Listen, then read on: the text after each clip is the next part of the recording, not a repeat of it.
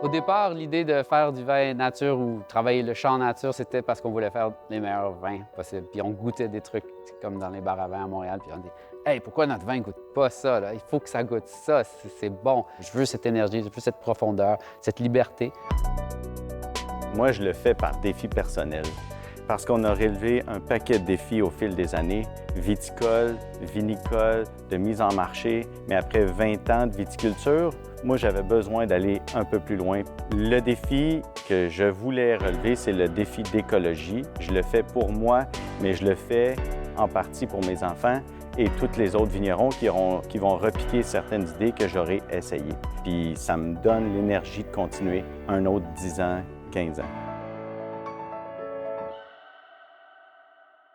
Je m'appelle Simon Naud, vigneron au vignoble de la Bauge à Brigham. On a planté nos premières vignes en 1986. C'est mon père qui avait planté les vignes à l'époque. Moi, j'ai pris la relève 10 ans plus tard, en 1996, et j'ai poursuivi le travail de la vigne. C'est un vignoble qui fait 10 hectares. Et puis, historiquement, la Bauge, c'est aussi un endroit où on élève des animaux. La Bauge, ça veut dire le nid des sangliers. Fait qu'on était les premiers éleveurs de sangliers au Québec.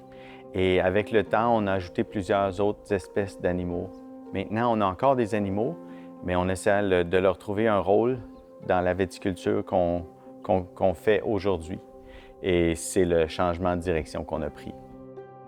J'ai tenté depuis les années 90 de cultiver le mieux possible des cépages qui sont adaptés à notre climat. Donc, mon encépagement, il est teinté beaucoup de présence de Frontenac noir, Frontenac gris, Frontenac blanc, de La Crescent, de Marquette. Donc, c'est des cépages qui sont adaptés à nos conditions climatiques. Mais j'ai aussi du Vidal et des Vinifera qui, eux, sont protégés sous toile. Mais je dirais 80 rustiques et 20 de vignes qui sont à protéger l'hiver.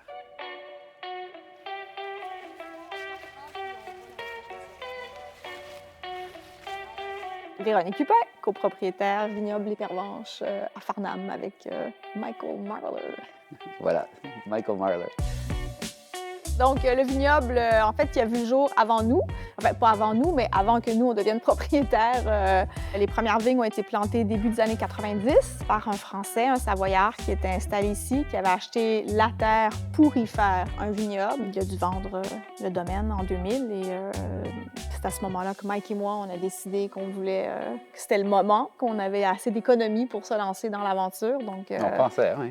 On pensait, bon oui, mais oui, en tout cas, on s'est débrouillé pour réussir à amasser les fonds pour racheter les Pervenches. Donc, le vignoble Les Pervenches, ça s'étend sur 4 hectares en production. On a principalement du chardonnay, du céval, du pinot noir, pinot gris, et puis du Zweigelt et du Gewürztraminer.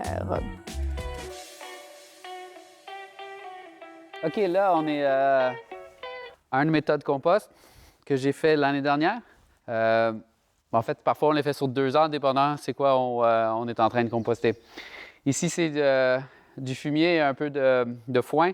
Ça, c'est fini. Tu vois, il y a des vers de terre un peu partout.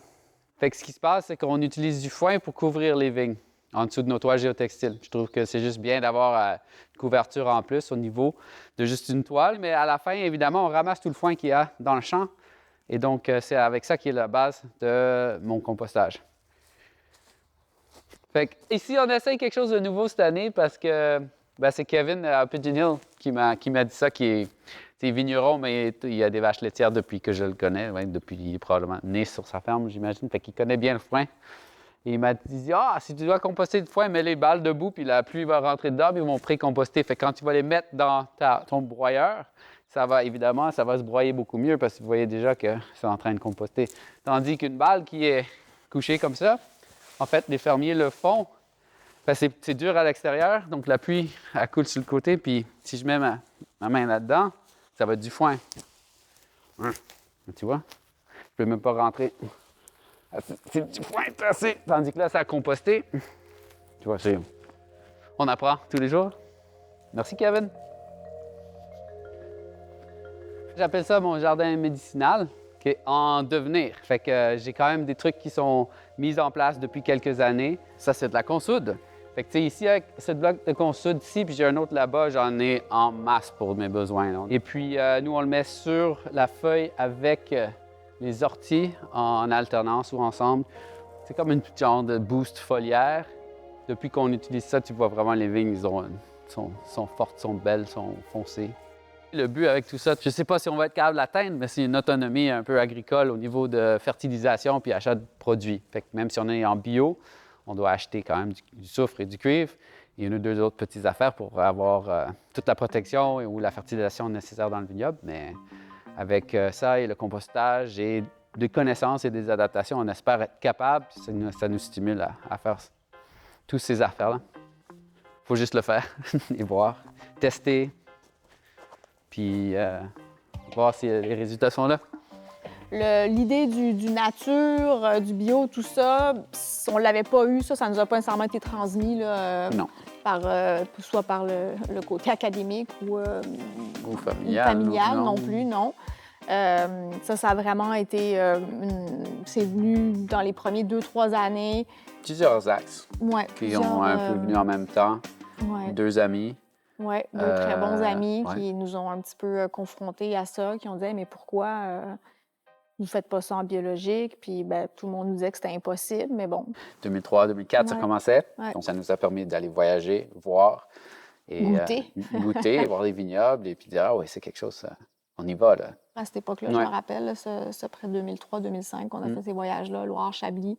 Puis que là, on a bien vu, qu'il y avait des domaines en bio, puis que les raisins n'étaient pas tout pourris, puis que c'était beau, puis le vin était, ou surtout, correspondait à ce qu'on aimait boire. Fait qu'on s'est dit, let's go, on y va. En 2016, j'ai décidé d'appliquer un changement en production viticole biologique, mais j'ai décidé de le faire tranquillement, sur une longue période, parce que je voulais bien comprendre les impacts de chacune des décisions que je prendrais dans le champ. Et je voulais voir... Puis l'autre affaire, c'est que je suis surtout concerné par l'écologie plus que par le fait d'être biologique. Et il y a des choses, pour moi, qui, malgré la production biologique, je ne les trouve pas écologiques. Donc, une surutilisation des tracteurs, parce qu'on sarcle souvent les plants, parce qu'on pulvérise beaucoup plus souvent nos champs pour mettre plus de produits qui sont biologiques, mais qui ne rentrent pas dans la feuille, fait qu'ils sont délavés, il faut en remettre souvent, ça me fatigue. Fait que je veux diminuer l'impact de la mécanisation et l'utilisation du pétrole dans mon champ pour que ça soit plus naturel. Fait que c'est là où il y a un combat à comprendre, et c'est là où une partie de ma réflexion, c'est d'intégrer les animaux pour nous aider à réduire la mécanisation dans nos champs.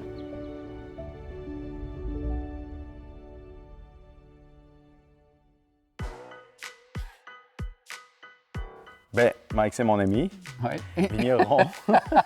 Et en fait, je le connais depuis que tu es arrivé dans la vigne. Oui, je suis venu le voir une fois, je pense que c'était l'automne. Là, ça allait pas chez moi, là. Fait que je suis venu le voir, puis il dit « Ça va-tu bien? » Non! Je finis ça, puis je sac mon corps en voyage. Non, t'allais. J'ai dit « OK, ouais, bonne idée, là. » Fait que j'ai réalisé que, parfois, l'hivernisation des vignes, c'est de la grosse job. Ouais. Les conditions météo sont pas toujours là. C'est le fun d'avoir un vigneron qui fait la même affaire que nous. Et Mike, il pense à l'extérieur de la boîte. Fait que il n'y a rien qui est pris pour acquis. Il remet en question, il trouve les vraies réponses. Puis après ça, c'est facile pour lui de les expliquer pourquoi. J'adore les discussions qu'on a toutes les deux parce que ça m'amène ailleurs, ça m'amène à d'autres réflexions. C'est en 2003 ou 2004, j'avais mis les moutons. Mais la réalité que c'est que chez nous, c'est que c'est pas une ferme. Fait que quand les brebis ont fini de brouter l'herbe, bien, si tu peux pas les sortir, les mettre ailleurs et d'avoir un circuit pour les animaux, bien, ils montent dans les vignes, commencent à manger les vignes où il n'y a même plus ça à manger, ils quittent. Les voisins qui avaient ramassé les brebis dans le fond du champ de maïs, c'est comme « Ouais, OK. » Fait qu'on a essayé les poules aussi. Mais moi, j'ai juste vu que la quantité de poules nécessaire pour faire la job dans laquelle on avait besoin, c'était vraiment contre les scarabées japonais. J'y sortais le matin, je shakeais la vigne, tombait par terre, puis les 20 poules que j'avais, ils avaient fini de manger en 15 minutes. Ils avaient fait un cinquantième de ce qu'ils allaient faire. Oui, c'est ça. Mais j'ai essayé 150. Ouais. C'est pas mieux. Ouais, OK. Parce qu'il y en a 50 qui travaillent autour du poulailler, puis les autres, eux autres aussi, ils attendent la bouffe du soir. Ouais. Fait que les poules, c'est pas parfait. En fait, on n'a rien inventé, on a juste observé. Mais moi, je me suis demandé comment je pourrais faire pour avoir les moutons pendant toute la saison estivale et automnale dans les vignes et qu'il y ait un apport réel. Moi, je voudrais qu'ils broutent la pelouse, qu'ils épampent les gourmands des vignes, qu'ils rognent la vigne et qui, par leur laisser, fertilisent le sol aussi quotidiennement. Fait que ça, par contre, ça prend une structure adaptée pour avoir des animaux dans les vignes. On ne veut pas qu'ils s'échappent, on veut pas qu'ils maganent les plants. Fait qu'il faut penser quel cépage on va planter, dans quelles conditions, les clôtures. Après ça, ça leur prend des points d'ombre, ça prend de l'eau, la logistique, notre quotidien. C'est tout ça qu'il y a à réfléchir pour qu'on soit, bien, eux, qui soient confortables et nous, qu'on soit confortables de les avoir et qu'au final, il y a un réel apport au travail qu'on fait. Pour le moment, moi, je ne peux pas parler de l'impact de la culture sur le goût. Je peux parler de l'impact de la non-intervention sur le travail du fruit vers un vin nature. J'ai vu la différence réelle, mais j'ai fait une transition de la production bio au vin nature en même temps, fait qu'il y a comme une cassure entre les deux. J'ai de la misère à noter qu'est-ce qui s'est passé entre les deux. Mais pour le vin lui-même, l'expression est différente parce que le vin est moins précis, cadré, il est plus ouvert, puis il y a un bouquet aromatique qui est plus nuancé. Même chose pour les saveurs, même chose pour les textures. Fait que ça fait un vin qui est digeste. Les vins sont rafraîchissants, bien souvent, délicats, aromatiques, etc. Mais moins cadrés, moins précis que les autres. Travailler avec la nature, bien, c'est sûr que c'est principalement être dans ses vignes. C'est vraiment ça la base. Comme Mike l'a dit un peu plus tôt, les vins sont sans intrants. Donc, on passe pas beaucoup de temps dans le chai parce que, bon, on a de la chance. Les raisins et le terroir fait le travail un peu tout seul après au niveau des vinifications.